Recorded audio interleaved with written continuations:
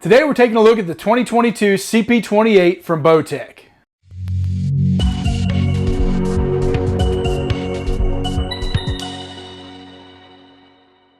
Welcome back to Mike's Archery's YouTube, and we are taking a look at the brand new lineup from Bowtech for 2022, and we have got their new CP28 here.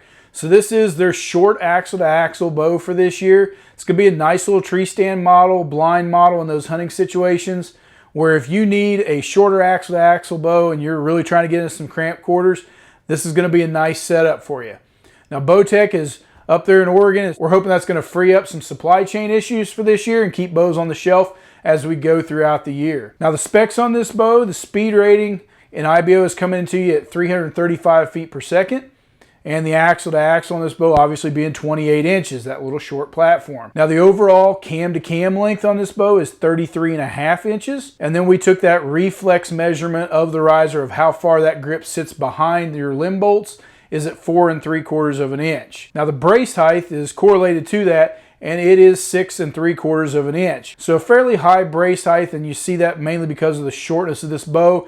Pushes it out there a little bit, gives it a little more forgiving, higher brace height to shoot with, because with this shorter axle to axle, you need to gain that back to keep stability, to keep that torque down, be able to shoot this bow and give a nice stable platform. Now the factory spec weight on this bow, they're advertising it at 4.4 pounds. Now we threw it on the scale, and out of the box it's showing 5 pounds even, which frankly we thought was a little bit heavy, especially for this short of a bow.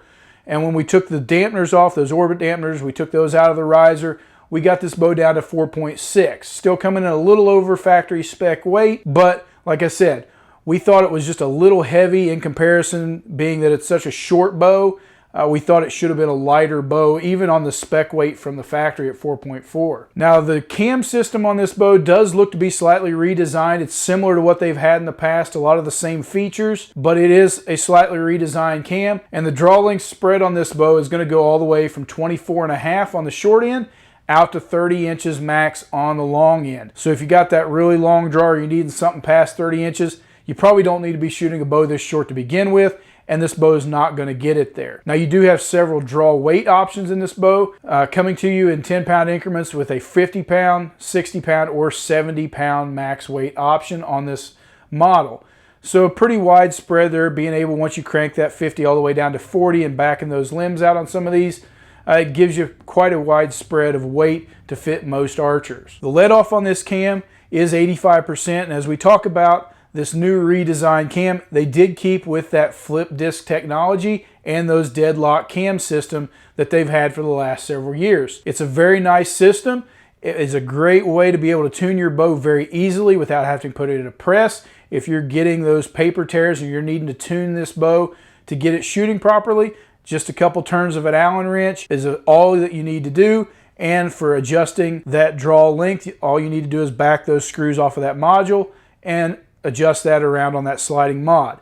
Now it does have that flip disc technology, so you can flip that to that performance setting.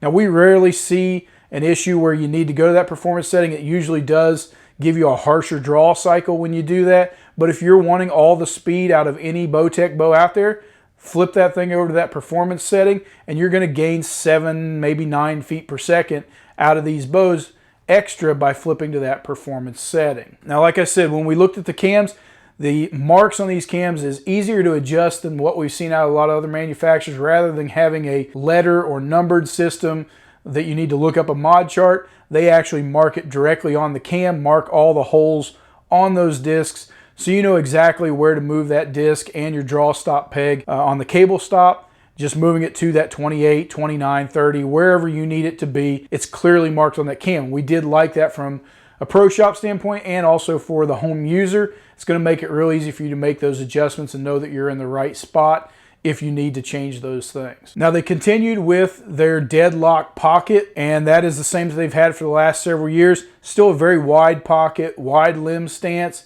That's going to give it a very stable platform and a good shooting platform, making it more forgiving, dead in the hand, all those things that you like to see out of these bows. That wider platform, I don't know that they widened it any more than they have in the past, but you can see it. It's a very wide limb stance and wide limb pocket in that DeadLock system. They also kept the DeadLock cable system and that roller guard there with the flex rod is definitely taking torque off the cams, allowing for a better shot, more consistency, better accuracy, all those things, and also smooth through the draw cycle with the roller part of it. The other thing that they kept for this year is their clutch performance grip system. Now they've had that for several years. It just gives you a nice option to be able to change that grip system out to several color options if you're trying to customize it, but to also get you that high wrist grip system. Now, one of the new things that Bowtech did bring for this year is an integrated rest option.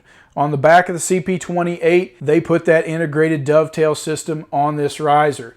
Now, we've seen that from several other manufacturers in the last year or so. It is a nice feature. So if you want to move over and use one of those QAD integrated rests on this bow, it's got that option there. Now, they did keep the double rest hole system, so any rest will still mount to this bow, and we do like that ability to lock those rests down with a double rest hole. They also kept with their orbit dampening system.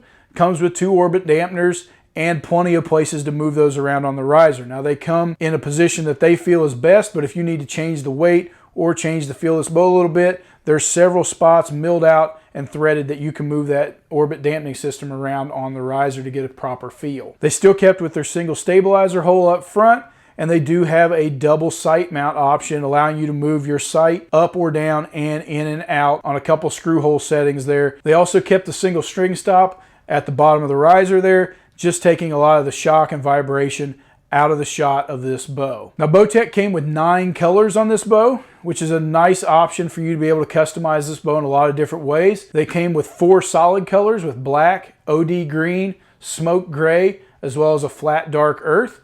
And they gave you 5 camo options with subalpine, mossy oak breakup country, realtree edge, QU Verde 2.0, and also Cryptek altitude. Bowtech gives you a lot of color options here to be able to customize this bow any way you want. Now, the bow does come in at a MAP retail of $1,099, so right at that $1,100 price mark, and that is comparable with most everybody's flagship bows, and Bowtech is keeping in pace with everybody else. A nice package, an overall great feeling bow for the price point that they have at $1,100. So now we're going to step over to the lane. We're going to take a few shots out of this bow. As usual, we will be shooting this bow on 29-inch draw length with a 400 grain arrow, setting on the comfort setting and 85% let off on those cams. Now, something we are going to do a little bit different here is we are going to give you some other options when we get over there and shoot this bow on a few other grain weight arrows. All right, so we've stepped over here to the lane with the CP28, and as always, we are going to be shooting this bow first on 70 pounds at 29-inch draw length and 85% let off and a 400 grain arrow. And we just want to see what kind of speeds it puts up, as well as give you a noise rating and overall feel of the bow. So let's see what this thing does.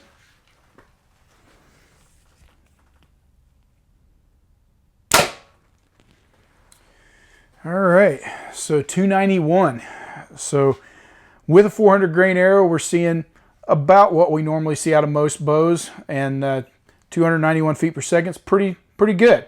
Now, we did go ahead and shoot this bow on several other weights of arrows just to kind of give you a breakdown, and we haven't done that before, so we're going to start adding that into our videos just so you got an idea of where this bow shoots depending on your arrow setup, if you go lighter or heavier than that normal 400 where we're holding it at. So for the sake of time, rather than me shooting a bunch of arrows over this, I'll just tell you what we did. So at a 350 grain arrow, this bow got 308 feet per second. And as we went up from there, as we just showed you, we got 291 at 400 grains. With a 450 grain arrow, we got 275 feet per second. And then with a 500 grain arrow, if you're wanting to go a little heavier, you're going to see this bow at about 262 feet per second. Now, obviously, it gets a little slower as you get heavier, but overall, the performance is holding on this bow. Now, for the noise rating on this bow, and that is at our 400 grain weight, and just remember, things will get quieter as you get heavier, or possibly louder as you get faster and lighter. But we're seeing this bow coming in at 96.4 decibels.